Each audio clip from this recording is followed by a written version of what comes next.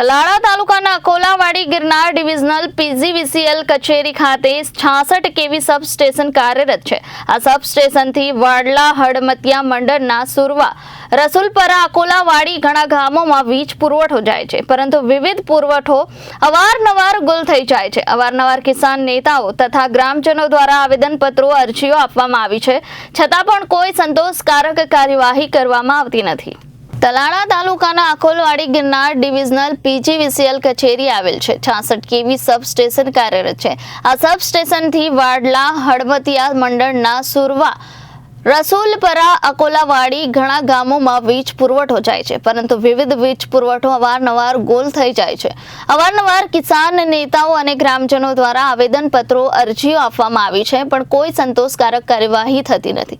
ચોમાસા અગાઉ 2 મહિના પહેલા પ્રી મોન્સૂન મેન્ટેનન્સ માટે દર સોમવારે વીજ પુરવઠો બંધ રાખીને વિદ્યુત બોર્ડના કર્મચારીઓ દ્વારા રિપેરિંગ કામ કરવામાં આવે છે। તેમ છતાં આખા દિવસમાં સતત લાઇટ આવજાવ કરે છે અને 2-2 કલાકનું ટ્રિપિંગ આવે છે। ચોમાસાની ઋતુમાં મચ્છર, ઝીણી જીવાતોથી બાળકો, વૃદ્ધો ખૂબ જ પરેશાન થાય છે અને જંગલ વિસ્તાર હોવાથી સિંહ, દીપડા અને રાની પશુઓ ગામમાં અવારનવાર આવી પડે છે।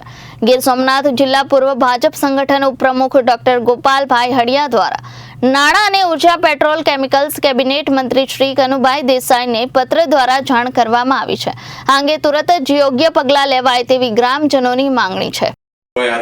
પૂર્વ જિલ્લા પ્રમુખ ગીર સોમનાથ આજે આકરોડી 66 કેવીની અંદર ઘણા સમયથી મંડોળા હડમતિયાના આકરોડી અંદર વીજ કનેક્શન, વીજ પાવરના જે ધાંધિયાઓ છે એ ધાંધિયાથી પ્રજા ત્રાહિમામ થઈ ગઈ છે। ઘણી બધી રજૂઆતો છતાં એનું કંઈ નિરાકરણ ન થતું હોય। ચોમાસાની ઋતુ છે, નાના નાના બચ્ચાઓને મચ્છરથી માંડીને, જીવાતો માંડીને, વૃદ્ધોથી માંડીને જે કંઈ ત્રાસ થતો હોય, રાતના સમયે જંગલી જાનવરોને પણ ભય રહેતો હોય, આવે સમયે લાઇટ પૂરી સરખી ન રહેતી હોય, 2-2 કલાકે 2-2 કલાકે ટ્રેપિંગ થતું હોય।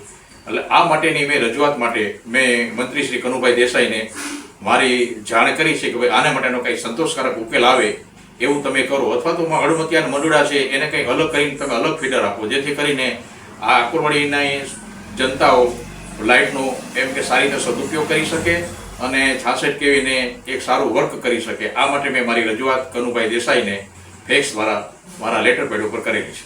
અસ્તુ, જય હિન્દ, વંદે માતરમ। Bureau report, Janadesh news, Gir Somnath.